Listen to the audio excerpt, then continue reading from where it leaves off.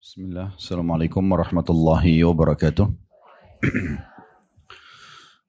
Alhamdulillah, selalu saja lisan kita memuji dan memuja Allah. Sebagai seorang muslim, tentunya kita diharuskan punya keyakinan dalam hati bahwasanya Allah itu benar ada dan Allah benar dengan janjinya. Karena Allah telah berfirman dalam kitabnya dan kekal ditilawakan oleh orang-orang beriman dalam Al-Quran. وَمَنْ أَصْدَقُ مِنَ اللَّهِ قِيلًا.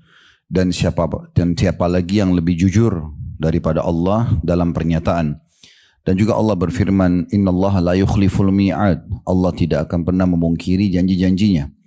Di antara janji yang pasti bagi seorang muslim kalau dia mengucapkan dua susunan kata ini, alhamdulillah, dianggap dia telah bersyukur kepada Allah. Dan Allah kekalkan dalam firman-Nya, la in syakartum la azidannakum. Dalam surah Ibrahim, kalau kalian bersyukur maka pasti aku akan tambah.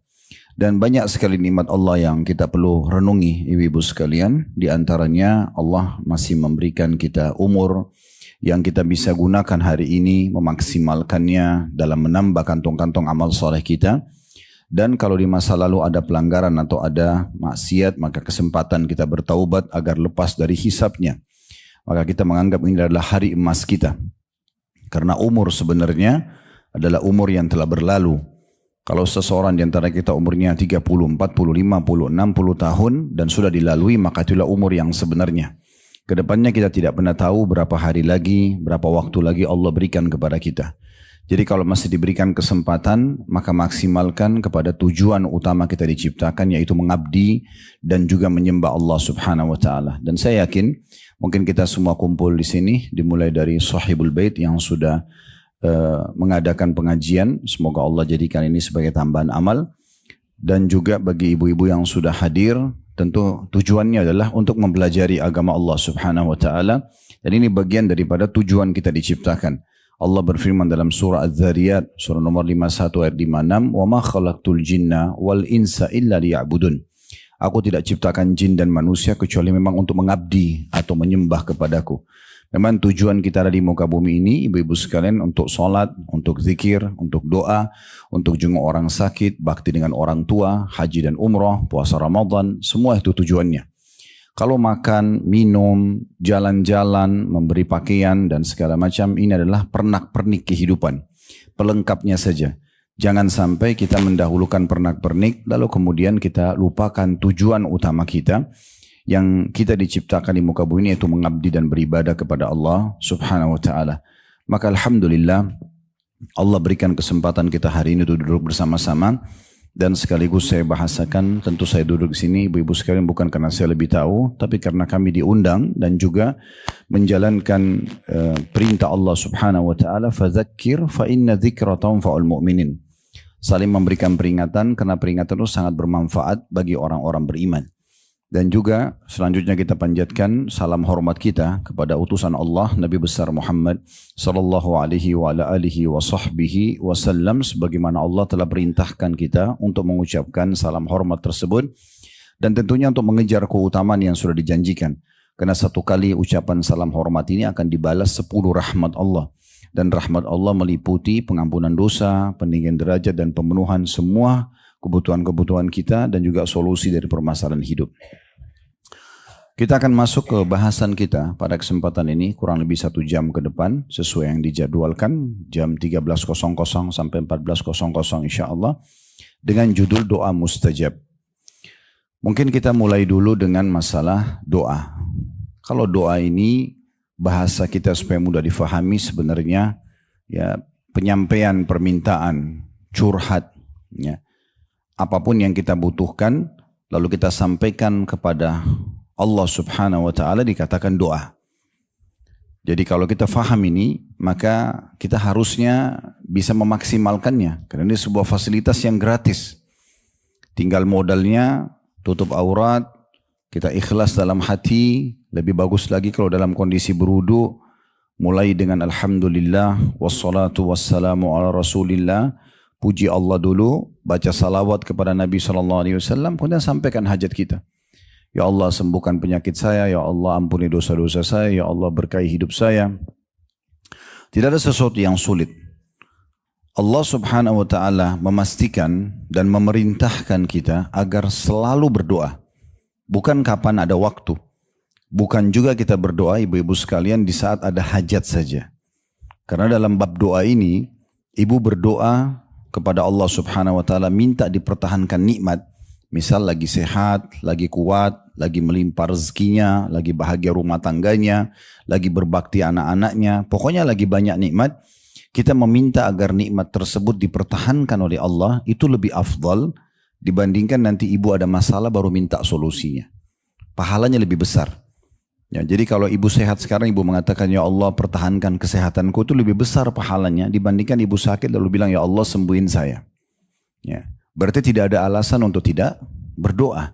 Karena banyak orang, mungkin di negara kita juga terjadi begitu, mereka berdoa di saat mereka pikir genting aja. Lagi penyakit gak sembuh, lagi terlilit utang, lagi ada masalah besar, baru berdoa. Dan seringkali doa ini hanya dijadikan sebagai alternatif terakhir. Misal lagi sakit, pikiran pertamanya ke dokter. Lalu kemudian kalau sudah mentok 30 dokter gak bisa sembuhin dia, baru dia sholat tahajud. Baru dia tawaf ke Mekah, umroh atau haji untuk minta kesembuhan. Padahal dalam Islam kita diajarkan berdoa itu sebelum aktivitas. Doa sebelum makan, doa sebelum tidur, doa sebelum keluar rumah, doa sebelum interaksi biologi suami istri, doa sebelum pakai baju, doa semuanya. Berarti kita mohon dulu kepada Allah, kita libatkan Allah dalam hajat kita, lalu kemudian kita serahkan kepadanya. Pastikan ibu-ibu sekalian dengan izin Allah subhanahu wa ta'ala, kalau ibu sebelum ke dokter berdoa, ya Allah sembuhkan saya, Allah akan jadikan dokter itu dan resepnya cocok buat kita. Tapi kalau orang betul-betul menggantungkan nasibnya pada manusia, maka tidak akan ada solusi kecuali sebatas ilmu manusia itu. Semua dokter hanya bisa tulis resepnya, semoga lekas sembuh. Tidak ada pasti sembuh. Kan begitu. Makanya dalam sebuah hadis yang sahih kata Nabi Muhammad SAW, siapa yang mengembalikan hajatnya kepada Allah, maka siapa yang mengembalikan hajatnya pada manusia tidak akan menemukan jalan keluarnya. Tapi siapa yang menemukan atau mengembalikan hajatnya kepada Allah, dia akan menemukan segera jawaban dari Allah dalam bentuk rezeki untuknya. Rezeki ini luas ya, bukan cuma duit, bukan cuma uang, tapi kesembuhan, kesehatan dan segala macam yang segera, yang cepat ataupun yang lambat. Artinya kita memang disuruh selalu berdoa dalam setiap keadaan kita. Ibu bayangkan apapun kebaikan yang ibu lihat di depan mata. Misal kita lihat ada orang memiliki sesuatu yang kita tidak miliki. Mungkin rumahnya bagus, mungkin kendaraannya mewah, mungkin apa saja yang kira-kira kita lihat orang itu punya kelebihan. Dan kita berharap kita juga mendapatkan hal yang sama.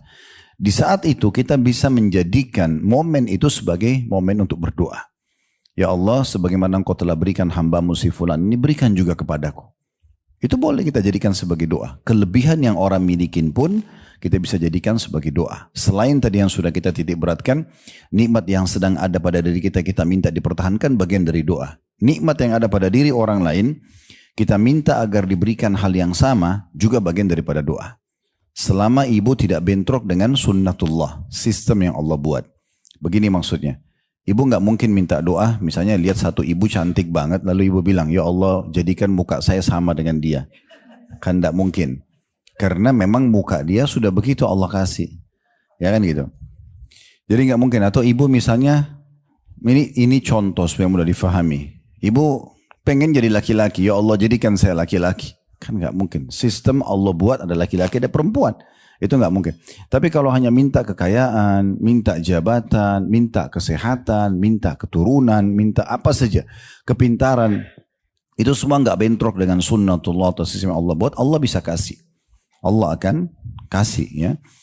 Dan kalau kita minta kepada Allah subhanahu wa ta'ala, Allah akan benar dengan janjinya. Coba landasan bahasan kita, ibu bisa buka aplikasi Al-Quran di handphone, surah Al-Baqarah, surah nomor 2 ayat 186. Kita lihat dulu bagaimana Allah sudah turunkan dari 1400 tahun yang lalu, lebih ya, 186, Al-Baqarah 186. Allah turunkan ini, ayat ini memastikan kalau dia akan menerima doa. Dan tidak mungkin Allah salah dengan janjinya. Saya bacakan, wa idza sa'alaka ibadi anni fa inni qarib Ujibu da'watad da'i idza da'an falyastajibu li wal yu'minu bi la'allahum yarshudun. Ini sudah 1400 tahun yang lalu ayatnya turun. Allah berfirman, dan apabila hamba-hambaku hai Muhammad bertanya kepadamu tentang aku, maka jawablah bahwasanya aku itu sangat dekat. Aku akan mengabulkan permohonan atau doa orang-orang yang berdoa apabila ia memohon kepadaku. Maka hendaklah mereka itu memenuhi segala perintahku dan hendaklah mereka beriman kepadaku agar mereka selalu berada dalam kebenaran atau petunjuk yang benar. Jadi di sini saksi bahasan ibu-ibu sekalian adalah Allah mengatakan aku mengabulkan permohonan orang yang berdoa apabila dia memohon kepadaku. Jadi firman Allah ini sudah memastikan kalau dia akan menerima doa hamba-hambanya. Begitu juga disebutkan dalam sebuah hadis Nabi SAW. Hadis ini diriwayatkan oleh Tirmidzi dengan sanad hasan sahih. Hadis qudsi ya. Jadi Nabi SAW menyampaikan tentang firman Allah Subhanahu Wa Taala, tapi tidak masuk dalam ayat Al-Quran, dikenal dengan hadis qudsi. Kata Nabi SAW, Allah berfirman, Ya ibna Adam innaka ma da'autani. Wahai anak Adam, selama kau berdoa kepadaku, warajautani, dan engkau memohon atau berharap kepadaku, ghafartu laka ma ala ma kana minka wala ubali. Aku pasti akan maafkan semua kesalahanmu dan aku tidak peduli. Tidak ada syarat apapun. Selama kamu itu ya ingin berdoa kepadaku, berharap kepadaku, maka aku akan penuhi semuanya. Ini janji Allah Subhanahu Wa Taala. Kalau ada pertanyaan muncul misalnya, tapi kenapa Ustaz ya, saya berdoa, saya belum lihat jawabannya. Jangan pertanyaan ini lalu membuat ibu menolak dan bersangka buruk seakan-akan Allah tidak benar dengan firman-Nya atau tidak benar dengan janjinya. Coba kita fair ya, kita jujur. Dalam keseharian, berapa banyak permintaan ibu, kebutuhannya? Misal lapar, kita selalu lapar nggak? Kadang-kadang kita cuma ucapin apa? Lapar. Tiba-tiba ide kita muncul, di pikiran kita muncul, pengen makan yang gurih, pengen makan yang pedas, yang asam, dan dapat setiap hari. Kita makan, cuma sebut makan, dapat makanan. Cuma haus, bilang haus, ide kita muncul, lalu kita bisa minum. Coba kalau kita nggak makan dan minum setiap hari, kita akan mati kelaparan dan kehausan. Tapi terbukti sampai umur sekarang ibu masih hidup. Berarti permintaan makan dan minum yang merupakan kebutuhan sehari terpenuhi nggak? Tiap hari kita berpakaian, tiap hari kita bisa menggunakan fasilitas tubuh kita, mata melihat, telinga mendengar, hidung bernafas, lidah dan bibir kita mengucap dan mengecap, tangan kita menjamah, kaki kita melangkah, semuanya berfungsi dengan baik. Terlalu banyak hal-hal bahkan yang kita tidak minta, Allah kasih. Ibu nggak pernah minta nafas kan? Tapi luar biasa, bagaimana orang kalau sesak nafas, berapa biayanya dia harus bayar tabung ya di rumah sakit? Kita dengan gampangnya dan bahkan tidak pernah berpikir lagi bagaimana atau nafas yang keberapa. Di kamar bebas bernafas, di ruang tamu bebas bernafas, di luar di taman bebas nafas, di jalan, di mobil, di mana-mana. Gratis tuh, nggak diminta bahkan. Berapa banyak permintaan kita dan kebutuhan kita yang Allah penuhi. Dan kita pertemukan ini, kita fair, pertemukan dengan hajat ibu yang belum Allah kasih. 1, 2 yang Allah belum kasih. Itu pun ada rincian ulama. Rinciannya adalah, kalau ibu tidak meminta sesuatu yang haram, maka pastikan kembali kepada hadis ini. Kata Nabi SAW, tidak ada seorang muslim di muka bumi yang berdoa kecuali Allah akan ijabah. Hanya melalui salah satu dari 3 tahapan. Bisa Allah kasih langsung. Misalnya ibu sakit, ibu mengatakan, ya Allah di sholat tahajudnya tolong sembuhin penyakit saya. Bisa. Allah kabulkan nih. Allah sudah buat sistem bu ya. Sistem itu adalah melalui ya, hubungan kita dengan manusia di sekitar kita. Kita nggak bisa mengatakan ya Allah ya sembuhin saya, tiba-tiba ada obat dilempar dari langit. Ya. Tetapi besok setelah kita sholat malam, bertemu dengan tetangga, bertemu dengan teman, mungkin di pengajian seperti ini, nggak sengaja kita ngobrol, kita sebutin penyakit kita. Lalu kemudian dia mengatakan, oh setahu saya ada dokter yang bagus di sana. Lalu kita ke dokter itu, konsultasi cocok, resep cocok. Apakah dokter yang sembuhin? Enggak. Itulah jawaban doa kita. Kita minta rezeki. Ya Allah mudahin rezeki buat saya. Allah nggak mungkin lemparin duit dari langit. Tapi kita tiba-tiba saja setelah berdoa Allah ijabah, ada yang tawarin proyek, ada yang tiba-tiba ada yang meninggal, keluarga meninggal atau orang tua meninggal dapat warisan, kita dapat apalah jabatan ditawarkan, banyak sekali pintu rezeki yang datang. Kan gitu. Orang minta jodoh, berapa banyak sinyal yang datang. Setiap orang yang minta jodoh Allah datangkan orang yang suka sama dia, ada keluarga yang menawarkan, tapi dia yang rewel, nolak ini, nolak itu, nolak, akhirnya datang yang tinggi terlalu tinggi, datang yang pendek terlalu pendek, datang yang gemuk terlalu gendut. Jadi susah. Tapi setelah dia tolak Allah datangkan lagi, sampai mungkin sudah 10-20 orang ditolak semuanya. Padahal tugas dia tinggal istikharah saja. Salat istikharah kita tidak tahu, mungkin ini yang terbaik yang sudah datang. Tapi selalu saja datang was-was. Jadi sebenarnya jawaban doa itu ya bisa langsung diberikan, tapi melalui sistem tadi itu ya. Seperti contoh yang lain paling gampang difahami, lapar misalnya. Begitu ibu bilang lapar, ya Allah hilangin lapar saya. Nanti bukan lapar itu hilang tiba-tiba. Sistemnya adalah ibu akan punya ide cari makanan, ketemu di rumah atau di tempat lain, di restoran misalnya. Kita makan, prosesnya dikunyah dulu. Kan? Tidak bisa makanan itu langsung ditempel di perut masuk, kan gitu. Dikunyah dulu, ditelan melalui tenggorokan, dikelola oleh usus, baru laparnya hilang. Itu proses. Nah, orang banyak nggak paham masalah proses ini. Maunya sekarang berdoa, sekarang harus ada. Kan gitu. Itu ada prosesnya. Orang ke dokter aja dikasih obat, ada dosisnya. Minum antibiotik seminggu misalnya, 3 hari misalnya, ada dosisnya. Kan gitu. Kalau ibu kerja, ini contoh saja, di satu perusahaan, ibu lagi pengen minta dinaikin jabatannya misalnya, atau ditambah payroll atau gajinya.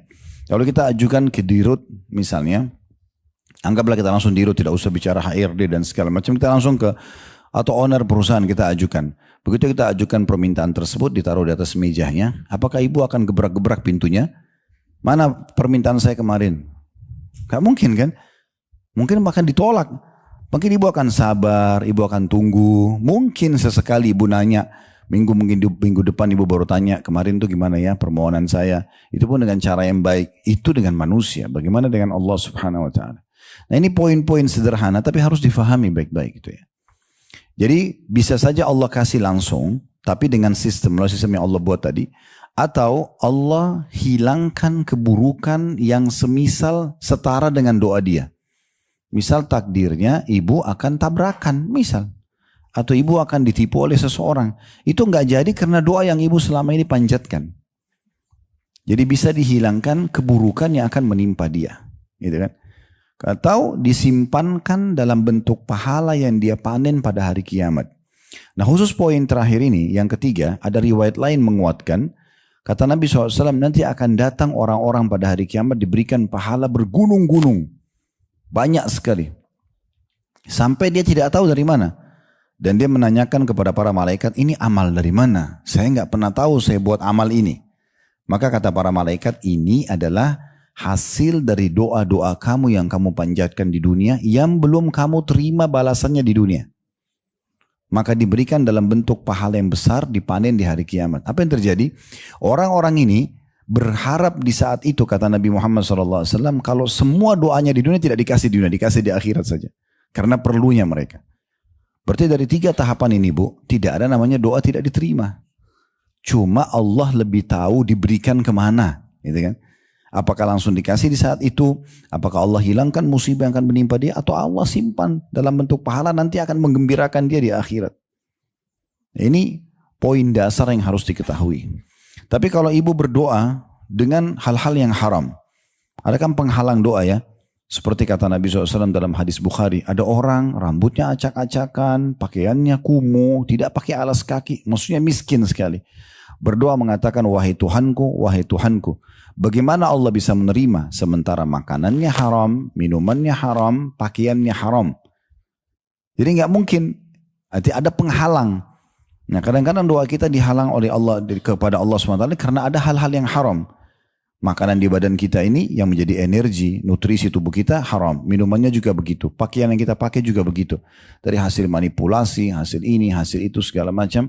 Maka ini akhirnya menjadi penghalang doa. Kan begitu. Atau ibu minta sesuatu yang haram yang Allah tidak suka. Minta doa tetapi sesuatu yang tidak dibolehkan misalnya. Maka ini juga menjadi penghalang. Tapi selama tidak ada penghalang ini maka insya Allah akan aman. Ya.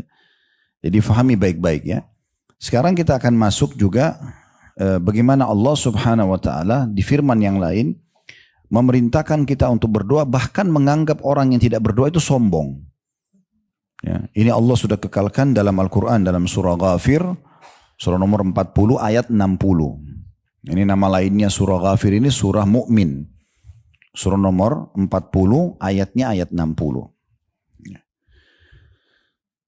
Allah berfirman, "Ud'uni astajib lakum. Innal ladzina yastakbiruna an ibadati sayadkhuluna jahannama dakhilin." Artinya, berdoalah kepadaku kata Allah. Aku akan kabulkan doa-doa kalian. Allah yang berfirman, bukan saya cuma menyampaikan ke ibu-ibu sekalian. Dan semua pengajian dimanapun di muka bumi dalam bahasa apapun, kalau baca firman Allah ini terjemahannya sama. Ud'uni astajib lakum. Berdoa padaku, aku pasti akan terima, kata Allah. Lalu Allah bilang apa? Dan sesungguhnya orang-orang yang menyombongkan diri karena enggan untuk beribadah kepadaku. Makna beribadah ini doa. Dia tidak mau berdoa kepadaku, maka dia akan dimasukkan ke dalam neraka Jahannam dalam keadaan hina dina. Allah anggap orang yang tidak mau berdoa itu sombong. Ya. Allah marah pada mereka. Ya. Ini agak unik ya kalau ada orang tidak mau berdoa, karena doa ini fasilitas yang Allah kasih untuk Allah berikan apa yang kita mau, apakah bertambah nikmat atau dipertahankan nikmat atau dikeluarkan dari sebuah permasalahan. Lalu kenapa kita tidak maksimalkan doa ini? Kan begitu. Jadi agak unik kalau ada orang yang tidak mau berdoa. Sementara ini fasilitas yang gratis, mudah. Kita kalau masuk ke satu perusahaan atau kita masuk ke lembaga pemerintahan, kita harus melalui ya sekretaris atau melalui proposal tertentu. Ini sama Allah sama sekali tidak. Bahkan kita diperintahkan berdoa kepada Allah ya sampai hal-hal yang kecil, Bu ya. Makanya Aisyah berkata radhiyallahu anha, berdoalah kalian kepada Tuhan kalian dan minta segala sesuatunya termasuk tali sendal kalian. Jadi di masa dulu itu orang kalau pakai sendal, sendalnya itu kulit dikeringkan, dijadikan untuk alis telapak bagian bawah telapak kaki, sisanya diikat pakai tali. Nah itu biasa dijual terpisah, bisa juga dijual satu masa itu. Maka diistilahkan sesuatu yang paling murah dan sederhana adalah tali sendal itu. Maka kata Aisyah, minta kepada Tuhan kalian segala sesuatunya termasuk tali sendal kalian. Ini sejalan dengan hadis Nabi SAW yang lain ya. Nabi suruh kita berdoa apapun, minta apapun kepada Allah termasuk hal yang kecil. Termasuk hal yang kecil. Bukan mustahil ibu supaya dapat pahala. Mau keluar pergi mall, minta sama Allah dimudahin parkiran. Dimudahin baju yang kita mau beli. Dimudahin makanan yang kita sedang pesan di sebuah restoran. Minta sama Allah SWT. Dapat dunianya, dapat akhiratnya. Apa susahnya gitu? Tidak ada sesuatu yang sulit kan gitu. Jadi kita tidak boleh justru menyombongkan diri kepada Allah Subhanahu wa taala dengan tidak seakan-akan tidak butuh dengan doa itu. Ya. Kemudian di dalam perkataan seorang penyair beranjak daripada hadis Nabi SAW dulu riwayat Tirmidzi ya. Nabi SAW bersabda, "Man lam yad'ullaha yaghdab alaih." Siapa yang tidak berdoa sama Allah justru Allah marah padanya. Allah marah. Maka dari hadis ini seorang penyair Arab mengucapkan sebuah statement yang menarik. Dia mengatakan, Allahu yaghdabu in tarakta su'alah. Ketahuilah bahwasanya Allah marah sekali kalau kau justru tidak memohon kepadanya. Wa bani Adam hina yas'alu yaghdabu. Tapi kalau manusia, anak Adam kalau kau minta justru dia marah. Makna yang lain adalah jangan kau minta sama manusia. Karena kalau kau minta padanya dia akan marah. Sekali dua kali kita minta mungkin dikasih. Yang ketiga, yang ketujuh mungkin dia akan marah. Tapi mintalah kepada zat Allah yang kalau kau tidak minta dia akan marah. Tidak ada batasnya. Tiap hari kita bisa boleh minta Rabbana atina fid dunya hasanah. Berikan kami kebaikan semua di dunia. Wa fil akhirati hasanah. Dan semua kebaikan di akhirat. Wa qina adzabannar. Dan selamatkan kami dari api neraka. Ada seorang sahabat cerdas sekali. Dia mengatakan begini. Ya Rasulullah, ajarkan aku doa. Yang doa itu mengumpulkan kebaikan-kebaikan. Kata Nabi SAW, bacalah. Allahumma inni as'aluka khaira ma sa'alaka minhu nabiyyuka wa abduka Muhammadin sallallahu alaihi wasallam. Ya Allah, aku mohon kepadamu semua kebaikan yang pernah hambamu dan Nabimu Muhammad minta. Kita tidak bisa hafal semua doa Nabi kan? Tapi kita bisa bilang, ya Allah, berikanlah aku semua kebaikan yang pernah Nabi Muhammad minta. Itu luar biasa itu. Nabi yang ajarin ini. Coba baca itu. Kemudian kalau ibu belum hafal bahasa Arab, bisa bahasa Indonesia ya. Yang penting sudah tahu terjemahannya kan. Ya Allah, aku minta kebaikan semua yang pernah diminta oleh nabimu dan hambamu Muhammad sallallahu alaihi wasallam. Wa a'udzu bika min syarri masta'adzaka minhu nabiyyuka wa 'abduka Muhammadin sallallahu alaihi wasallam. Dan lanjutannya, aku berlindung kepadamu dari semua keburukan yang pernah nabimu dan hambamu Muhammad SAW berlindung darinya. Ini luar biasa. Semua kebaikan saya minta, yang Nabi mau pernah minta apa saja. Mungkin kita tidak tahu apa yang Nabi minta. Tapi dengan doa ini semua kita diminta. Dan apapun keburukan yang pernah Nabi berlindung, kita minta berlindung darinya. Wa antal musta'an. Engkaulah tempat kami meminta pertolongan. Wa alaikal balak. Dari sisi mula penerimaan itu.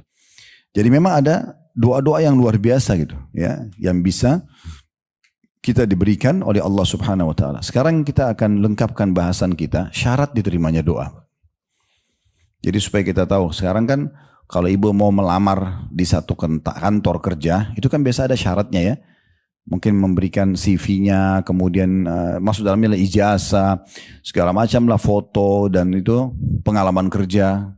Kan tidak mungkin Bu kita mau kerja di satu perusahaan, kita bilang saya mau kerja di sini, tapi kita nggak pernah melamar, nggak pernah ikutin syarat-syarat, kan nggak mungkin ya. Nah seperti itulah, kalau kita mau doa kita diijabah, harus memenuhi syarat-syarat ini. Yang pertama itu dasar sekali, standar semua ibadah adalah ikhlas, karena Allah Subhanahu Wa Taala. Kapan ibu angkat tangan, mau berdoa sama Allah, tapi niatnya sedikit saja ya, supaya dipuji oleh teman di sebelah, supaya dipuji oleh mertua, puji oleh atasan, partner bisnis, dikatakan oh ini soleha gitu ya. Berdoa, udah selesai urusannya. Gak bisa sama sekali.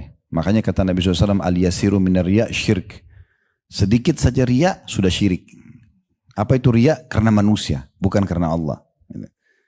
Nah ini biasa saya lihat, ada juga orang kita itu, semoga Allah kasih hidayah. Walaupun saya banyak lihat orang-orang negara lain kalau lagi tawaf ya. Selesai tawaf, dia sengaja foto, tangannya angkat tangan menghadap Ka'bah. Tidak berdoa. Cuma gaya doang, supaya dibilang dia lagi berdoa kan gitu. Ini apa yang didapat? Gak ada sama sekali. Justru mau dicari 1% aja tidak riak, dari mana? Ya udah foto backgroundnya Ka'bah oke lah. Tapi background sambil angkat tangan seakan-akan berat padahal tidak baca doa. Kan ini agak unik ya. Contohnya gitu. Jadi harus ikhlas. Dan ingat sabda Nabi SAW, Inna Allah la yaqbalu amalan illa makana khalisan liwajhi. Allah tidak akan pernah menerima satu amalan kecuali yang ikhlas karenanya. Ikhlas artinya betul-betul murni ibu dengan Allah. Ada orang lihat, gak ada orang lihat, di keramaian atau sendiri sama, tetap berdoa, tetap sedekah, tetap baca Quran, tetap sholat. Gak ada hubungannya sama keadaan di sekitar kita. Nah itu baru orang ikhlas gitu ya. Ini penting sekali karena ikhlas ini penting. Dan ikhlas ini ibu harus jaga selamanya, selama ibu hidup. Saya kasih contoh hati-hati dengan riya. Misal ibu pernah haji 10 tahun yang lalu. Waktu itu ibu ikhlas banget. Masya Allah diterima sama Allah misalnya. 10 tahun kemudian lagi kumpul di pengajian. Ada satu ibu datang. Ini sebagai contoh saja ya. Ada satu ibu datang pulang haji. Wah kemarin untuk tawaf itu saya menangis-nangis gitu. Tersentuh karena lihat Ka'bah. Waktu di Arafah itu saya menangis. Dia cerita gitu untuk apa? Karena gitu. Kita mau cari ikhlasnya dari sisi mana ini. Untuk apa diceritain ke orang kalau saya menangis atau saya gini dan gitu. Mungkin syaitan bisa gini Bu. Tuh orang itu tersentuh loh. Dia bisa kasih mungkin orang lain jadi termotivasi mau haji atau berdoa apalah gitu kan bisikan syaitan. Kamu kan juga punya pengalaman 10 tahun yang lalu pernah nangis di Arafah. Ceritain. Kita nggak sengaja. Saya juga loh 10 tahun yang lalu. Clear, selesai. Ya. Berarti dihapus kembali itu yang 10 tahun yang lalu itu. Jadi kalau ibu sudah kerjakan ibadah, lupain aja. Gak usah diingat lagi. Sudah sholat malam 10 tahun berjalan kah, sholat duha kah, suka rutin sedekah tiap bulan di satu yayasan. Lupain aja, udah lupain. Karena kita ini sudah dititipin bodyguard dan sekretaris. Malaikat gak digaji. Gak tidur, catat semua amal ya. Sudah selesai, ada dicatat. Dan kita akan lihat, Allah mengatakan, وَمَنْ يَعْمَلْ مِثْقَالَ ذَرَّةٍ خَيْرًا يَرَى. Siapa yang buat seperti biji sawi dari kebaikan, pasti diperlihatkan. dan diberikan balasan. Wa may ya'mal mithqala dzarratin syarran yara. Siapa yang berbuat seperti biji sawi dari keburukan diperlihatkan dan akan dihukum. Clear sudah. Ini sudah baku, enggak akan berubah. Kan gitu. Jadi enggak usah dikenang-kenang lagi, ya. Enggak usah dicerita-cerita sama orang. Kalau sudah mulai dibisikkan syaitan mau cerita, a'udzubillahi minasyaitonirrajim. Udah enggak usah. Kan gitu. Ada sebuah hadis yang disahihkan oleh para ulama, ini di bab jihad, perang ya. Satu sahabat mengatakan, ya Rasulullah, bagaimana kalau ada orang pergi berperang, tulus karena Allah, mau kejar surga, mau dapat pahala, tapi diikuti sedikit dalam hatinya keinginan popularitas, supaya dibilang pahlawan, kesatria, jagoan, apalah. Dapat pahala nggak? Nabi SAW bilang, tidak dapat apa-apa. Dalam bahasa Arab, la syai'ah lahu. Orang itu ulangi 3 kali, Nabi ulangi 3 kali, la syai'ah lahu, tidak ada apa-apa. Lalu beliau mengatakan, innallaha la yaqbalu amalan illa ma kana khalisan liwajhi. Ketahuilah Allah tidak akan terima amalan kecuali yang ikhlas karenanya. Jadi jaga baik-baik ini ya. Itu yang pertama. Yang kedua, mengikuti sunnah Nabi SAW. Ikuti tata cara doanya Nabi. Nabi SAW berdoa hanya kepada Allah. Yang itu. Angkat tangan, menghadap kiblat misalnya hanya kepada Allah. Tidak pernah melibatkan benda-benda mati. Yang itu. Ingat ya, Abu Lahab di Mekah, Bu.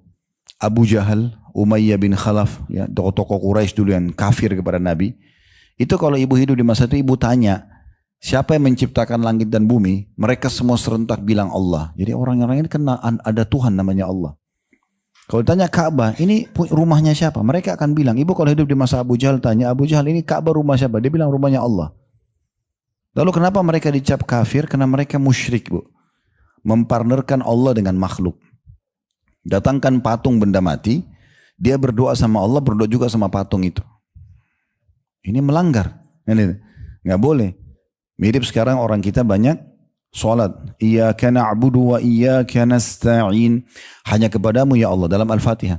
Kami menyembah, hanya kepadamu kami minta tolong. Begitu habis salam, pergi kuburan sebelah masjidnya. Minta. Ya. Wahai kiai fulan, wahai siapa, wali fulan, sembuhin penyakit saya. Loh, tadi baru bilang sama Allah hanya kepadamu. Kenapa minta sama benda mati ini? Kan gitu.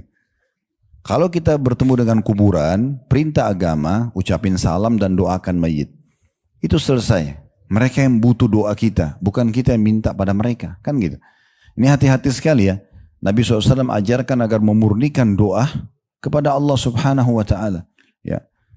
Kemudian yang ketiga, memulai dengan puji-pujian. Ibu harus mulai dengan puji-pujian kepada Allah.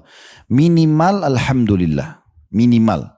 Segala puji bagi Allah. Tapi kalau ibu bisa, ya Allah pencipta langit dan bumi, ya, kemudian yang menggantikan siang malam, yang menciptakan laki-laki dan perempuan. Misal ibu puji-puji Allah, ya, yang telah mengizinkan aku mengangkatkan kedua telapak tanganku ini, yang telah mengizinkan lisanku untuk mengucapkan doa ini, yang menggerakkan hatiku untuk membangun sholat malam ini. Misal kita ucapin semua. Apalagi kita sebutkan nikmat yang telah memberikan aku umur sampai segini, memberikan aku pasangan ini, anak-anak ini. Kita sebutkan nikmat-nikmat yang Allah berikan. Setelah puji, baru kita pindah syarat keempat, yang membaca salawat kepada Nabi SAW. Ini harus, wajib ya. Kalau mau diijabah, ibu harus baca Alhamdulillah minimal wassalatu wassalamu ala rasulillah. Pernah ada sahabat masuk masjid, di zaman Nabi SAW, lalu dia mengatakan Allahumma gfirli, ya Allah ampunilah aku. Enggak ada puji Allah, enggak ada salawat kepada Nabi. Kata Nabi SAW, ista'jalah hadha, orang ini buru-buru sekali. Harusnya dia memuji Allah dulu, baca salawat kepadaku, baru kemudian dia sampaikan hajatnya. Dalam sebuah hadis yang sahih kata Nabi SAW, doa kalian akan terhijab antara kalian sama Allah selama belum membaca salawat kepada aku. Dan juga dikatakan oleh Umar perkataan yang mirip seperti ini. Jadi kita harus ikhlas karena Allah Subhanahu Wa Taala, mengikuti contoh dari Nabi SAW, memuji Allah Subhanahu Wa Taala, kemudian membaca salawat kepada Nabi SAW. Nah ini juga penting sekali ya. Kemudian yang kelima, ini syarat juga penting sekali. Dan ini salah satu sebab diterimai doa. Berdoa dalam kondisi penuh dengan sopan santun, ramah santun kepada Allah. Ya, maksudnya tutur katanya pelan-pelan. Kalau ibu baca doa, nggak tahu, dia sendiri nggak ngerti apa yang dia ucapin. Pelan-pelan bu. Rabbana atina fid dunya hasanah. Tenang dulu, nafas, tenang. Kalau perlu pakai bahasa Indonesia diirungi maknanya. Bahasa Indonesia juga bagus. Ya Allah, Ya, sembuhkan penyakitku, angkatlah sebab-sebabnya. Kalau ini penyebab adalah dosa-dosa hambamu, maafkanlah. Kalau ini ujian, mudahkan, bisa selesai. Misal, kita memuji Allah SWT. Jangan seperti orang yang kumur-kumur, ya, kalau berdoa. Buru-buru sekali. Ada orang begitu kan, kayak rutinitas saja. Seakan-akan Allah butuh dengan ibadahnya. Ibu ambil dari saya ini ya. Demi Allah, Allah nggak butuh ibadah kita. Kalau dari mulai bayi kita lahir sampai kita meninggal, anggap Allah kasih kita umur 100 tahun misalnya. Dari bayi sudah bisa ibadah sampai kita 100 tahun meninggal. Nggak ada manfaatnya buat Allah ibadah itu. Allah nggak butuh dengan itu. Tidak ada manfaatnya apapun yang kita lakukan untuk Allah SWT. Ibadah itu buat kita, bukan untuk Allah SWT. Kenapa banyak orang sholat asal jadi saja? Karena dia anggap seperti store kewajiban. Nggak clear. Kita butuh dengan pahala ibadah kita itu. Jadi hati-hati sekali dengan poin ini ya. Jadi punya tata krama dan adab. Tenang-tenang sekali. Tumak nina namanya ya.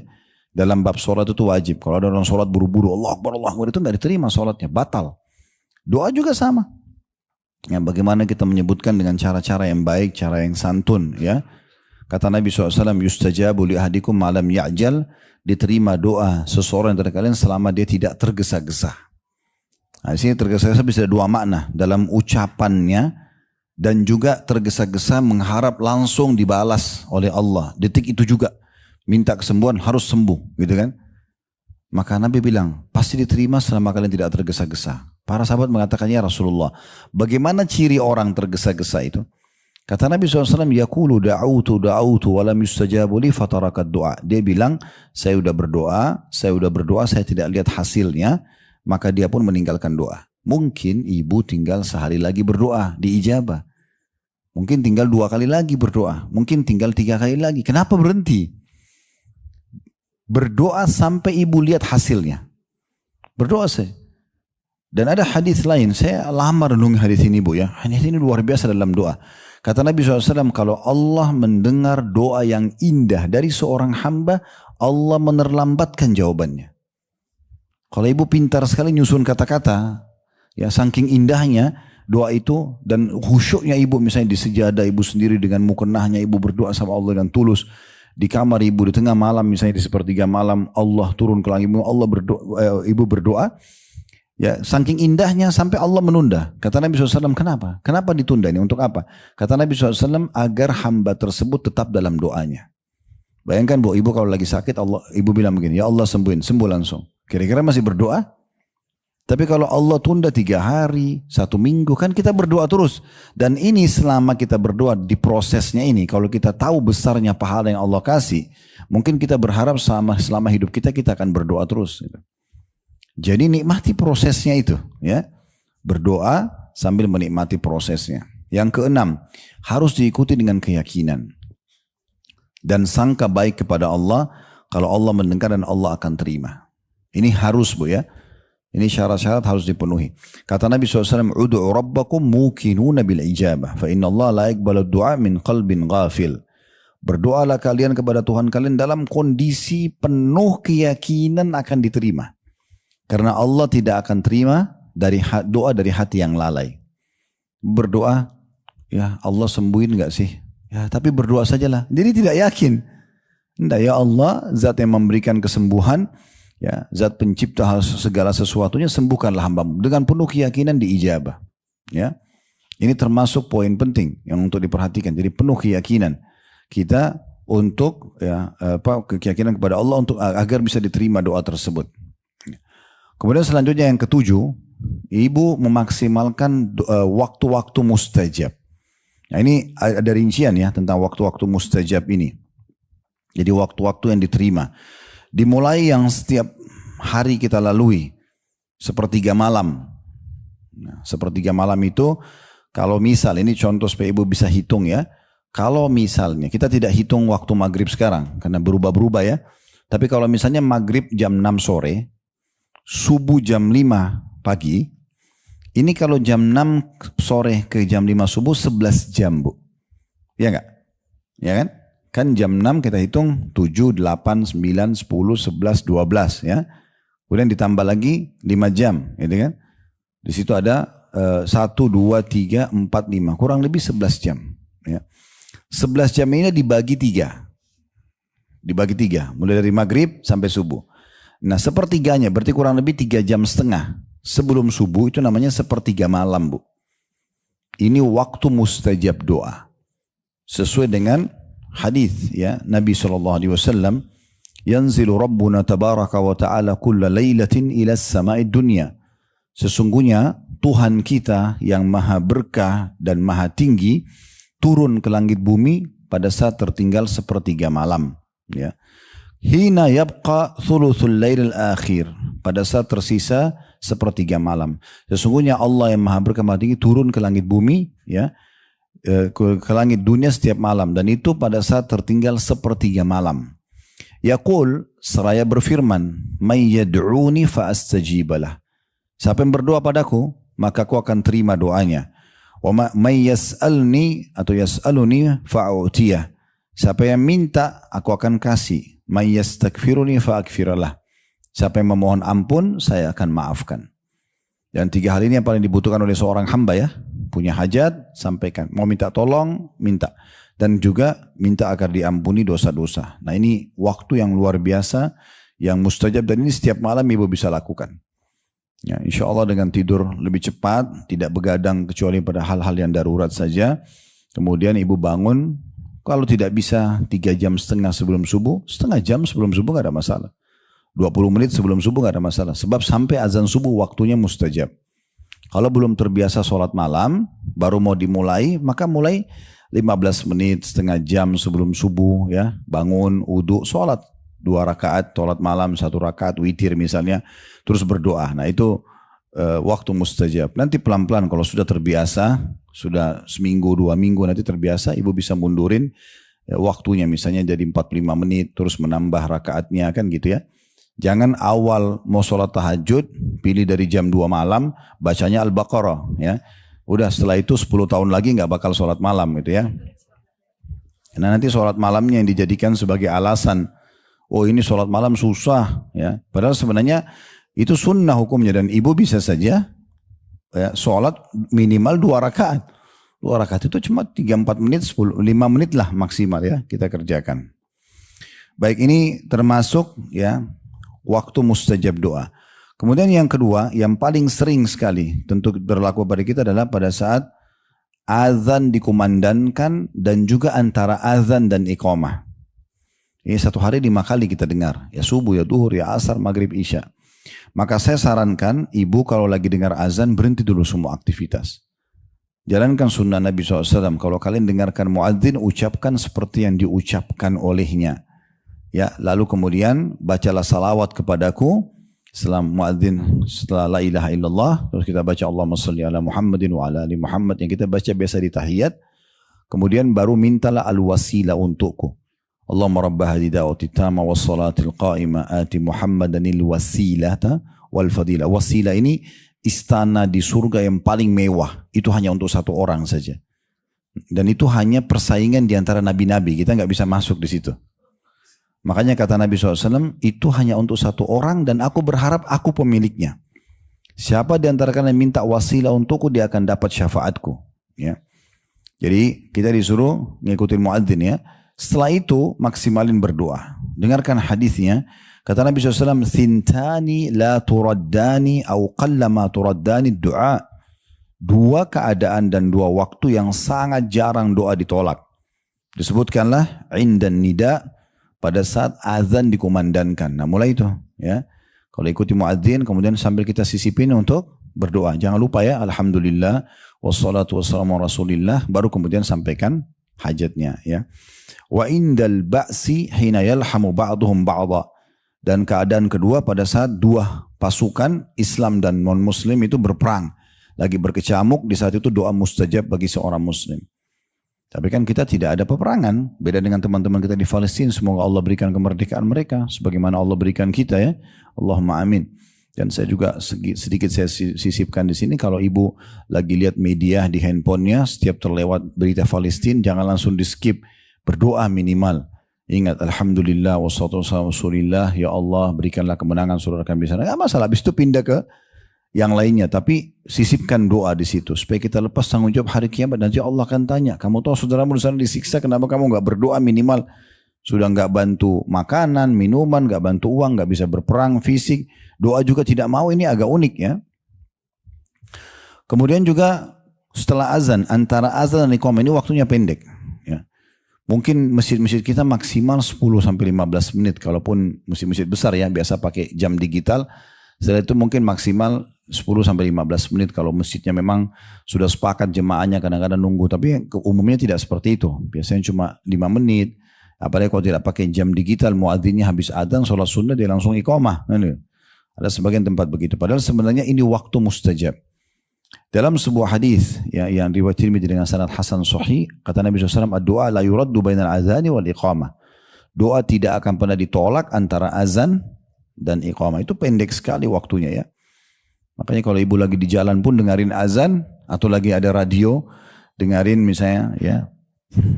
Kemudian kita dengerin azan, ucapin seperti yang diucapin, lalu berdoa sebentar. Baru lanjutin jalan, gak ada masalah kan. Yang penting nanti misalnya mau sholat di tempat pengajian saya lanjut, tapi di antara azan iqamah ini sebentar sekali waktunya, gunakan untuk berdoa. Walaupun cuma mengatakan misalnya sudah alhamdulillah wassalatu wassalamu rasulillah Allahumma gfirli, cukup. Ya Allah ampuni aku, minta aja, itu sudah cukup, tidak apa-apa. Yang penting ada doa yang dipanjatkan gitu ya. Nah seperti itu penting sekali. Dan kata Nabi SAW di dalam hadis yang lain riwayat Abu Daud dan Imam Ahmad, la inna kullakum manahu rabbah fala yu'dhiyanna ba'dukum ba'da wa yarfa ba'dukum ala ba'd fil qiraati aw qala fis salah. Ya. Ada sebuah peringatan yang penting kita ketahui, kalaupun kita berdoa jangan sampai ganggu orang. Ya. Maka berdoa cukup kita yang dengar. Karena kata Nabi SAW, ketahuilah kalian semua sedang bermunajat kepada Allah. Maka janganlah saling mengganggu satu sama yang lain. Jangan kalian mengeraskan suara dalam membaca Al-Quran sehingga mengganggu orang lain. Dalam riwayat lain beliau mengatakan atau dalam sholat kalian. Jadi kalau kita berdoa untuk kita saja, ya, kecuali kita lagi pimpin doa mungkin berbeda. Tapi kalau enggak, ya kita cukup berdoa buat diri kita. Ya. Jadi kita dalam Islam dianjurkan berdoa, berzikir, baca Quran, tetap ada suaranya bu ya. Tapi namanya sir. Sir itu kecilin suara, bukan hilangin suara ya. Nah mirip kalau kita sholat juga kan ada sholat jahar, kerasin suara, subuh, maghrib, isya. Ada sholat sir, kecilin suara, bukan hilangin suara ya. Duhur dan asar. Ya, itu dan sambil pada saat sholat itu, kita buka mata, lihat ke tempat sujud, tegakkan ruas tulang belakang, kemudian kita bersuara. Minimal ibu dengar sendiri. Ya, kalau sudah tutup mata, gelap, dingin, baca dalam hati, tidur. Ya. Oke, yang ketiga, ya, pada saat sedang sujud, ini waktu mustajab, ya, lagi sujud, kita boleh sampaikan hajat-hajat kita, sebagaimana hadis riwayat Muslim, kata Nabi SAW, akrabu ma yakunul abd min rabbi wa huwa sajid fa aktsirud du'a. Paling dekat seorang hamba dengan Tuhannya pada saat dia sedang sujud, perbanyak doa. Di saat itu perbanyak doa, ya. Jadi kita dianjurkan perbanyak doa. Kemudian yang keempat, sebelum salam, setelah ibu baca tahiyat terakhir, nah sebelum salam itu dianjurkan juga memperbanyak doa, ya. Karena pernah ditanyakan kepada Nabi SAW dalam hadis riwayat Tirmidzi, qila ya Rasulullah, ayyu du'ai asma'? Qala jawful lail al-akhir. Kata seorang sahabat, ya Rasulullah, doa mana yang paling didengar sama Allah, yang paling mustajab? Kata Nabi SAW, doa yang dipanjatkan di sepertiga malam. Tadi yang kita kasih jadikan poin pertama, ya. Wa duburus salawatil maktubat, dan di akhir sebelum salam sholat 5 waktu. Ini waktu mustajab. Makanya kalau ibu lihat buku-buku yang mandu zikir dan doa sebelum salam, itu saya pernah temukan mungkin ada 23 jenis doa. Banyak sekali itu ya. Yang kita berlindung, Allahumma inni a'udzubika min adzabi jahannam wa min adzabil qabr, itu salah satunya. Tapi ada 20-an lebih doa di situ yang kita bisa sampaikan dan hajat atau dihaturkan kepada Allah Subhanahu wa taala. Ini boleh juga kalau kita mau sampaikan hajat kita, ya. Cuman kalau dalam bahasa Indonesia ini khilaf di antara ulama ya. Tapi yang paling aman adalah ibu berbahasa Arab. Tapi kalau tidak bisa, maka yang minimal di sholat sunnahnya saja kalau mau bahasa Indonesia, ya. Seperti itulah. Yang kelima, kita pindah ke waktu ya. Nah ini karena kita ada di hari Jumat, maka hari Jumat ini ada waktu mustajab. Ya, hari Jumat ini ada waktu mustajab. Sesuai dengan hadis Nabi SAW pada saat ditanya tentang hari Jumat, bahwasanya atau beliau pernah menyebutkan tentang Jumat, qala fihi sa'ah. Di hari Jumat itu ada waktu. Ya. La yuwafiquha abdun muslim wa huwa qa'imun yusalli, yang tidak ada seorang muslim pun pas mendapatkan waktu itu dan dia sedang sholat, yas'alullah ta'ala syai'a, dia mohon kepada Allah sesuatu, illa a'tahu iyah, kecuali pasti Allah akan kasih untuknya. Wa asyara biyadihi yuqalliluha, lalu Nabi SAW memberikan isyarat dengan tangan beliau kalau waktu itu sangat sedikit. Nah ini khilaf di antara ulama tentang masalah kapan di hari Jumat waktu mustajab. Ada dua pendapat. Pendapat yang pertama mengatakan adalah, atau tepatnya sih sebenarnya ada banyak pendapat ya, tapi yang paling kuat 4. Ya. Kalau kita kerujukan bisa jadi 2, tapi 4 pendapat ini yang paling kuat. Yang pertama adalah dikatakan pada saat imam naik mimbar sebelum ya selesai atau sebelum sholat Jumat. Jadi mulai khatib naik mimbar sampai khatibnya turun. Nah itu waktu mustajab. Ya. Dikatakan dalam hadis, beranjak daripada hadis Muslim, hiya ma baina yajlisal imam ila an tuqdas shalah. Waktu mustajab itu adalah ketika imam naik mimbar sampai sholat Jumat selesai. Ya. Pendapat ini dipegang oleh Imam Muslim, Nawawi, Qurtubi. Artinya setiap khatib kan ibu walaupun tidak Jumatan kan dengar ya. Mudah-mudahan dekat-dekat rumah ada masjid ya, bisa dengar kalau khatib lagi khutbah naik. Nah itu bisa ibu sambil berdoa. Ibu tinggal menghadap kiblat, ibu berdoa. Pendapat yang kedua mengatakan adalah mulai habis asar, sebentar nih, kan ini menjelang asar nih. Habis asar sampai terbenam matahari, itu waktu mustajab di hari Jumat. Beranjak daripada hadis Nabi SAW diriwayatkan oleh Abu Dawud. Yaumul Jum'ati thinta ashrata yuridu sa'ata la yujidul muslimu yas'alullah azza wa jalla syai'an illa atahu Allah azza wa jalla faltamisuha akhir sa'ati ba'da al-asr. Jumat itu ada 12 waktu. Kalau kita 12 jam ya. Mulai dari subuh sampai maghrib. Itu dianggap waktunya. Dan tidak ada seorang muslim pun yang meminta di waktu-waktu itu kepada Allah kecuali Allah kabulkan. Dan maksimalkanlah berdoa di lepas asar ya di waktu itu. Ini hadis riwayat Abu Daud.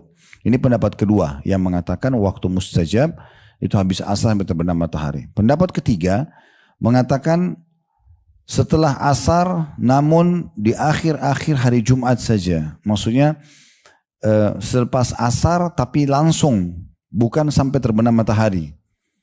Jadi habis sholat asar langsung masuk waktu mustajab. Udah itu aja waktunya.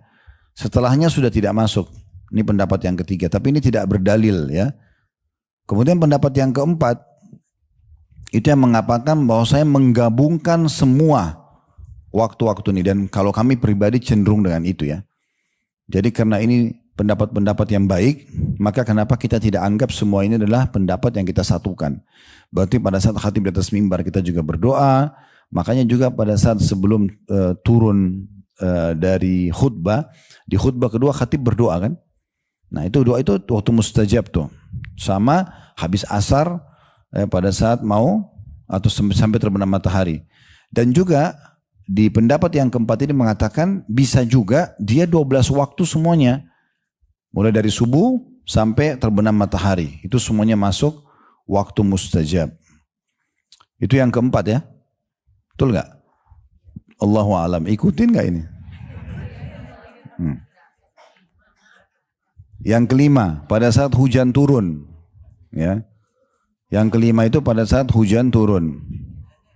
Ya. Ini dalam hadis Nabi SAW diriwayatkan oleh Al-Hakim, dan ini hadis disahihkan oleh Syekh Albani. Ya, jadi diingatkan saja, ini yang kelima ya. Jadi waktu hujan turun, dan ini kita bersyukur karena negeri kita termasuk ada musim hujannya ya. Kayak negara Timur Tengah itu syukur kalau setahun sekali hujan, kadang-kadang cuma hujan sekali saja. Kami waktu masih tinggal di Saudi 7 tahun dulu ya, waktu masih SMA sama S1 itu, mungkin dalam 1 tahun bisa sekali aja hujan, gitu kan? Karena memang tidak ada musim hujan, musim dingin ada. Kalau kita hujan kadang-kadang sampai berbulan-bulan itu ya, 2 bulan, 3 bulan. Ini waktu mustajab doa, jadi jangan ngeluh itu. Duduk di ruang tamu gini turun hujan, angkat tangan, berdoa sama Allah, gitu kan. Karena kata Nabi SAW, "Thintani la turaddan." 2 waktu doa tidak akan ditolak. 2 waktu doa tidak akan ditolak. Ad-du'a indan nida, berdoa pada saat azan dikumandangkan, tadi sudah kita masukkan di poin kita. Wa tahtal matar, dan pada saat hujan turun. Dan pada saat hujan turun. Yang keenam, di hari Rabu antara duhur dan asar. Ya, ya, di hari Rabu antara duhur sama asar. Ya. Itu beranjak daripada statement yang disampaikan oleh Jabir bin Abdullah radhiyallahu anhu, sahabat Nabi yang mulia. Beliau mengatakan, "Anna Nabi sallallahu alaihi wasallam da'a fi Masjidil Fath 3 yaum al-Itsnain." Bahwasanya Nabi SAW pernah berdoa di masjid namanya Masjid Al-Fath 3 kali, ya. Pada hari Senin, wa yaumul thulatha, dan hari Selasa, wa yaumul arbi'a, dan hari Rabu. Nabi pernah berdoa di 3 hari ini. Di hari Senin antara duhur sama asar, ya. Hari Selasa duhur sama asar, Rabu duhur sama asar. Lalu kata beliau, "Fastujiba lahu yaumul arbi'a baina sholataini." Maka diterima untuk Nabi SAW permohonannya di hari Rabu di antara 2 solat, duhur dan asar. Fa'urifal bishru fi wajihi. Maka pada saat itu terlihat kegembiraan di wajah beliau. Kegembiraan di wajah beliau. Qala Jabir, maka sahabat yang menukir riwayat ini mengatakan, "Falam yanzil bi amru muhim ghalidh illa tawakhaitu tilka saati fa'adu fiha fa'arifu al-ijabah."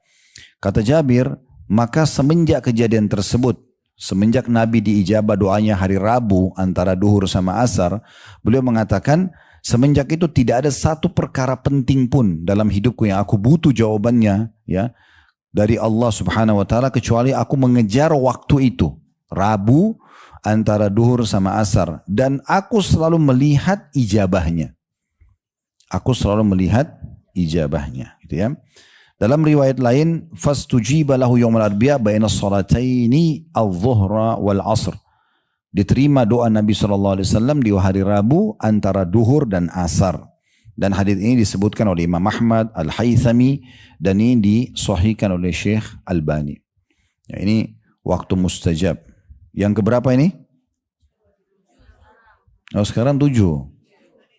Oh, baik. Tadi nggak ada yang kasih masukan. Oke, yang ke-8. 7. Oh, yang 7, baik. Yang ke-7, minum zam-zam, ya. Meminum air zam-zam. Ini termasuk mustajab doa. Nah, minum zam-zam tidak harus lagi di Mekah, ya. Tapi kita mulai di Mekah, kalau ibu lagi umroh, lagi haji, saya selalu kalau bimbing travel yang Allah manakan di pundak kami yang saya namakan Uhud Tour, itu selalu saya ingatkan jemaah. Nanti kalau sudah tiba di Mekah, di Madinah, minumnya zam-zam aja semuanya. Kan di hotel bisa dikasih air mineral. Sudah minta aja sama tour leadernya atau mutaifnya, tolong beliin saya zam-zam yang 5 liter. Gak seberapa harganya. 10-15 real mungkin. Beli minum itu aja terus. Saya tidak tahu di travel yang bapak ibu pernah pakai. Kalau kami kan siapin ada botol minum, ada termosnya. Itu bisa bawa ke masjid, isi zam-zam. Bisa sambil nunggu, misalnya mau nunggu maghrib isya, minum air zam-zam. Minum air ini aja mustajab doa, ya. Makanya kata Nabi SAW, "Ma'u zamzam lima syuribalah." Air zam-zam itu sesuai dengan niat peminumnya.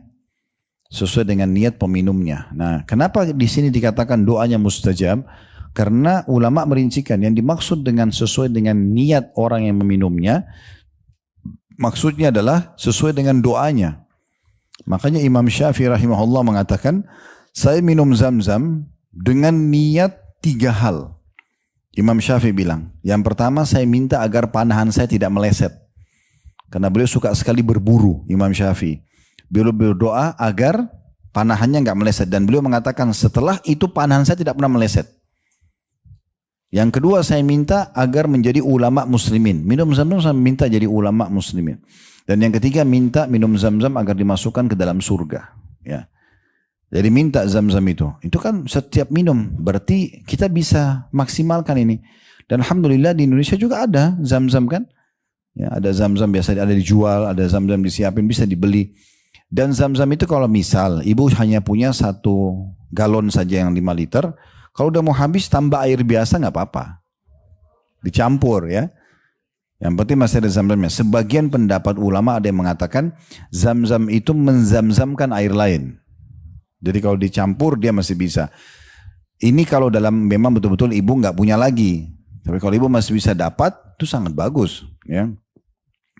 Ada sahabat ayah saya, sudah meninggal rahimahullah. Beliau cerita, dia pernah diundang di Jeddah, di satu kota di Saudi. Kalau ibu mau pulang ke Indonesia biasanya kan lewat Jeddah ya, kalau dari Mekah. Tinggal di sana umurnya sudah 92 tahun. Orangnya masih sehat. Kalau makan, kata teman ayah saya ini, kalau makan Masya Allah kambing banyak banget. Biasa aja gitu. Terus ditanya sama teman ayah saya ini, apa rahasianya? Kok bisa Anda seperti ini gitu? Di umur ini masih makannya begini, jalannya masih sehat segala macam. Dia bilang mau tahu rasanya sini ikut sama saya. Diajak ke gudang, kayak kita garasi mobil, nggak dipakai sama dia karena mobilnya diparkir di luar. Itu penuh dengan galon zam-zam. Dia bilang saya nggak pernah berhenti minum ini. Saya nggak pernah berhenti minum ini. Memang kalau ibu mau baca keutamaan zam-zam banyak sekali ya.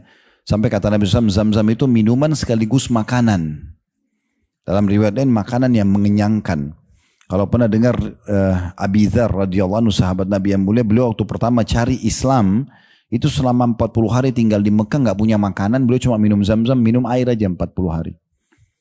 Ada kalau tidak salah satu metode pengobatan di Cina itu dengan terapi minum air, ya. Tidak makan apa-apa, cuma minum air aja. Selama berapa 40 hari atau apa. Ada salah satu orang yang saya kenal dulu, jemaah kita yang mengucapkan dia pernah ikut terapi itu ya. Tapi sebenarnya kita terlepas daripada itu memang zam-zam ini sudah cukup buat kita. Karena memang air yang diberkahi ya oleh Allah Subhanahu wa taala. Nah, itu termasuk waktu mustajab doa ya. Kemudian sekarang yang ke-8 ya. Ya. Hah? Betul ya? Ya. Ketika berbuka puasa. Ketika puasa dan berbuka puasa dua-duanya. Ibu lagi puasa, puasa sunnah atau puasa wajib, dan juga lagi buka puasa. Itu dua-duanya mustajab doa.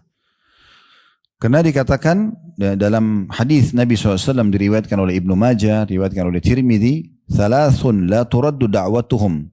3 orang tidak akan ditolak doanya. 3 orang tidak akan ditolak doanya. Disebutkan yang pertama, as-shaim hatta yuftir. Ya, orang yang puasa sampai buka puasa. Orang yang puasa sampai buka puasa. Ini salah satu ya yang mustajab doa.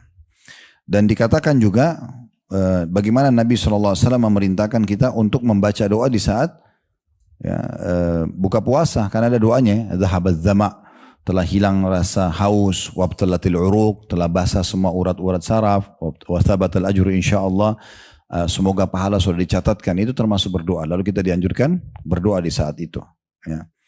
Ini termasuk doa yang mustajab. Dan hadis ini masih berlanjut Bu ya. Kita langsung tambahkan saja yang ke-9 dan yang ke-10 ya. Karena satu hadis ini. Yang ke-9 itu adalah kalau orang terzalimi. Ya. Orang terzalimi itu berarti doanya mustajab. Kita bukan berharap kita terzalimi ya. Tetapi kalau kita terzalimi, misalnya ada orang utang gak bayar, dia fitnah kita, menggibah, itu waktu mustajab. Itu mustajab banget itu. Makanya kata Nabi SAW kepada Mu'adz bin Jabal radhiyallahu pada saat diutus ke Yaman, hati-hati engkau dari hartanya orang-orang, jangan ambil dalam kondisi bukan milikmu. Karena orang yang terzalimi tidak ada hijab antara dia sama Allah. Dan ada 2 keadaan orang kafir yang diijabah doanya. Cuma 2 keadaan kalau orang kafir. Kalau tadi yang kita bahas ini kan muslim semua ya. Kalau orang kafir ada 2 keadaan diijabah doanya. Yang pertama Bu, kalau dia berdoa minta hidayah. Kayak misalnya dia bilang, ya Allah tunjukkan saya. Makanya banyak orang juga masuk Islam mu'allaf itu kan, karena dia minta petunjuk sama Allah. Termasuk kisah paman Nabi, Hamzah radhiyallahu anhu. Beliau pernah waktu membela Nabi, waktu Nabi dicaci maki oleh Abu Jahal di Mekah, maka dia marah, ya. Kemudian dia memukul kepala Abu Jahal dengan busur panahnya, dan dia mengatakan, apakah kau berani menghina Muhammad sementara saya dalam agamanya? Nah, Hamzah pun tidak tahu kenapa dia ucapin ini, padahal dia bukan Muslim. Tapi dalam kondisi dia marah kepada Abu Jahal karena ponakannya dicaci maki gitu. Lalu dia pulang ke rumahnya, lalu dia berpikir, gimana caranya memperbaiki ini? Dia udah terlanjur lemparin kata-kata itu. Gak beraninya kau ganggu Muhammad sementara aku dalam agamanya. Dia bilang kalau saya sekarang kembali kepada orang Quraisy berkata kalau saya bukan Muslim, ini memalukan. Gitu. Kalau saya bilang saya Muslim, saya belum masuk Islam. Maka di malam itu Hamzah berdoa. Sambil mengatakan, ya Allah kalau agama ponakanku Muhammad ini benar, mudahkan aku menganutnya. Kalau tidak, berikanlah aku jalan keluar dari permasalahanku dengan Quraisy. Maka besok dia rasa hatinya tenang, kemudian dia pun masuk Islam. Yang kedua, kalau dia terzalimi. Nah ini saksi bahasan kita. Jadi kalau misal, naudzubillah ada seorang muslim, mudah-mudahan tidak. Dia pemilik perusahaan, ada pegawainya non-muslim. Dia zalimi itu. Gak dikasih gajinya, gak dikasih bonusnya misalnya. Atau ibu punya pembantu rumah tangga, asisten rumah tangga orang non-muslim. Ini kan cuma pembantu, gak usah dikasih gaji, gak apa-apa misal. Atau haknya dia diakad harus makan, ibu gak kasih, apalah gitu ya. Itu terzalimi, itu dijabah doa dia. Ya. Walaupun dia orang non-muslim gitu ya. Baik, yang ke-10 itu adalah pemimpin yang adil. Pemimpin yang adil. Ya. Kalau pemimpin itu betul-betul adil, dia menjalankan tugasnya dengan baik, itu termasuk orang yang diijabah doanya. Ya. Jadi selain dia bisa dapat pahala yang besar, namanya harum, kalau dia betul-betul baik orang ini, dia adil terhadap masyarakatnya, siapa yang salah ya salah, siapa yang benar ya benar, tidak pandang bulu ya, semua diterapkan hukum padanya, maka ini berarti orangnya mustajab doa. Nah 3 ini, yang tadi adalah orang puasa sampai buka puasa, pemimpin orang terzalimi dan orang yang pemimpin adil ini digabung dalam hadis tadi itu. Kata Nabi SAW, "Thalathun la turaddu da'watuhum", ada 3 orang tidak akan ditolak doanya, as-shaim hatta yuftir, orang yang puasa sampai buka puasa, wal imamul adil, pemimpin yang adil, wal madlum, dan orang yang terzalimi. Jadi 3 ini digabung di dalam hadis tersebut, ya. Kemudian selanjutnya yang ke-11 ini khusus Lailatul Qadar. Ini waktu mustajab doa. Di malam ganjil ya, di 10 terakhir dari bulan Ramadan. Ini memang waktu mustajab doa. Kita sudah tahu dia lebih baik daripada 1000 bulan. Khairu min alfi syahr. Ya. Berputar di malam-malam ganjil 21, 23, 25, 27, 29. Ya. Jadi malam-malam ini adalah malam kita memaksimalkan ibadah. Saran saya, ibu-ibu kalau mau siapkan baju lebaran dari sekarang. Ya. Jangan menjelang lebaran. Ya. Sekarang tukang jahit masih kosong, ya, ndak antri, bisa pilih kain, bagus dari sekarang. Ya, kalau 10 terakhir Ramadan itu malam i'tikaf, malam ibadah, kan gitu. Kue-kue lebaran disiapin dari awal Ramadan, udah disiapin semua. Makin akhir Ramadan itu makin harus giat ibadah. Kalau perlu ibu habisin di Mekah, ya. Di Mekah ibadah Lailatul Qadar, kejar di sana 1000 bulan ya. 1000 bulan itu sama dengan 83 tahun plus 4 bulan. Ibu kalau bilang subhanallah pas Lailatul Qadar sama dengan subhanallah selama 1000 bulan diucapin. 83 tahun plus 4 bulan itu enggak gampang itu ya. Dan itu waktu mustajab doa. Karena Aisyah pernah berkata dalam sebuah hadis ya, diriwayatkan oleh Tirmidzi, Ibnu Majah, qultu ya Rasulullah ara'aita in alimtu ayyi lailatin lailatul qadri ma aqulu fiha.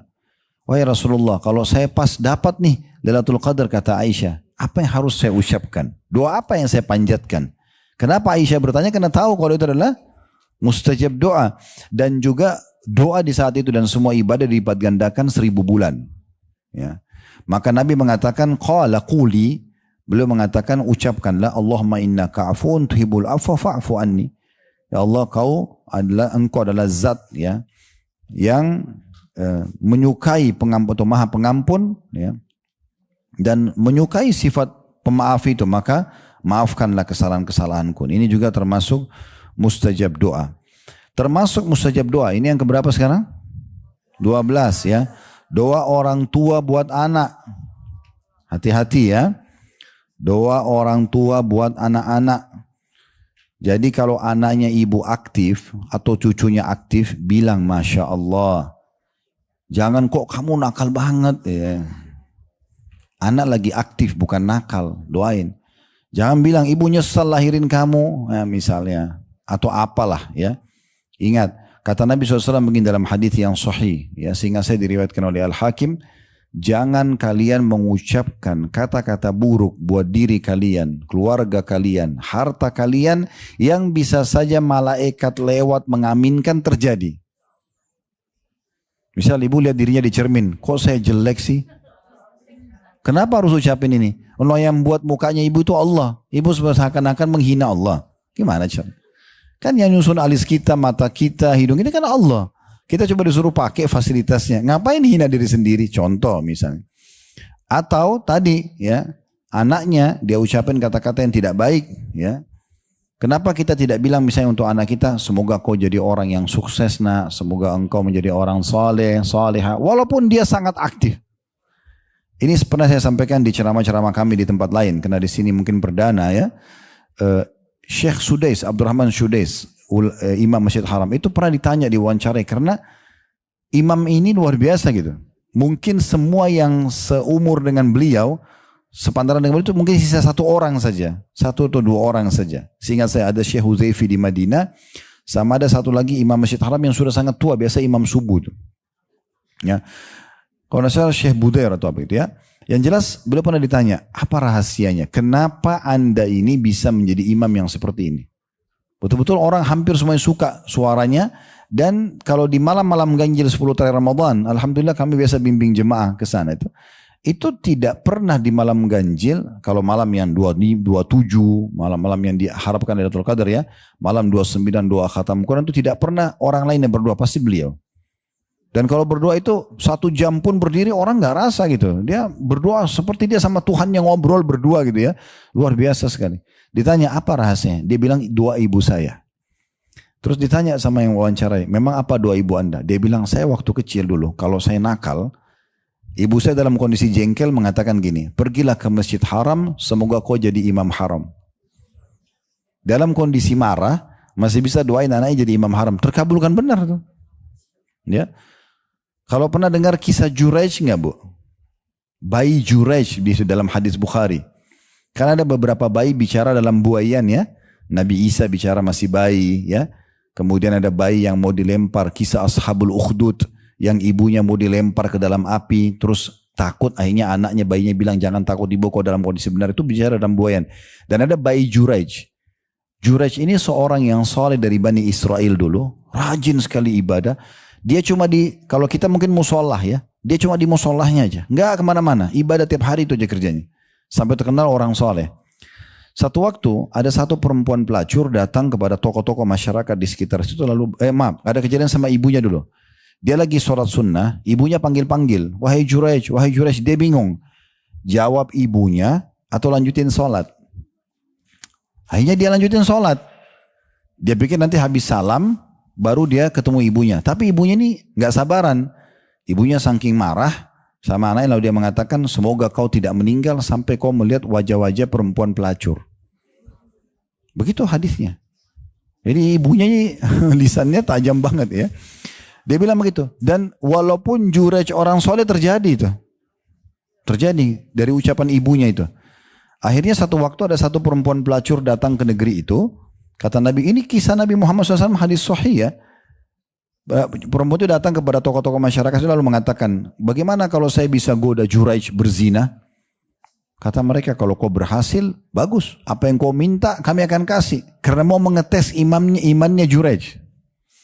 Maka perempuan itu masuk ke musallahnya Juraij, lalu coba menggodanya. Tapi karena kuat sekali imannya, nggak tergoda. Juraij nggak tergoda. Perempuan ini karena takut dipermalukan, dia keluar, lalu dia pergi ketemu sama pengembala kambing, dia zina. Hamillah dari pengembala kambing itu. Kemudian dia datang ke kaumnya lagi, lalu dia bilang, nih anaknya Juraij. Orang main percaya, karena waktu dia masuk ke tempatnya Juraij kelihatan. Sementara selama ini belum pernah ada perempuan yang masuk ke tempatnya Juraij gitu kan. Akhirnya tempat ibadahnya Juraij dihancurin, diusir dari negerinya. Pokoknya terasingkan lah. Juraij sabar dengan itu. Tapi ini bukan karena dosa Juraij ya, karena masalah doa ibunya tadi.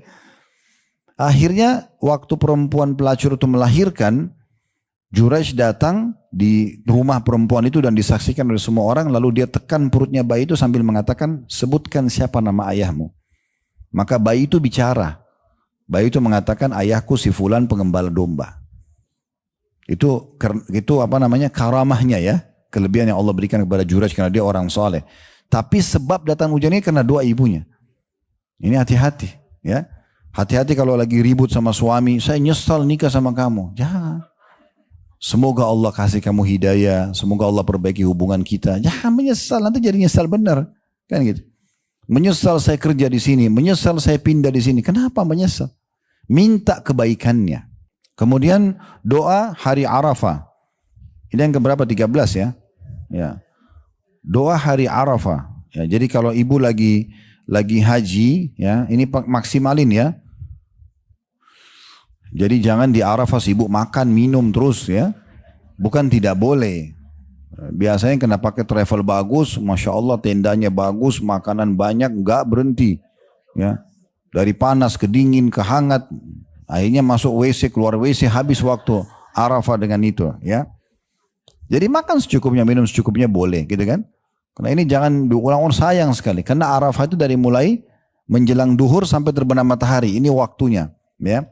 Dan Nabi SAW di waktu ini betul-betul memaksimalkan doa. Betul-betul berdoa gitu. Makanya di travel kami tekankan tuh. Kalau lagi di Arafah, habis asar Bapak Ibu sekarang keluar. Kalau di belakang tenda kita ada gunung, naik ke gunung itu berdoa situ. Ya. Atau dalam tenda atau di luar tenda berdoa. Maksimalin. Pokoknya dari asar jangan ngomong udah sama orang.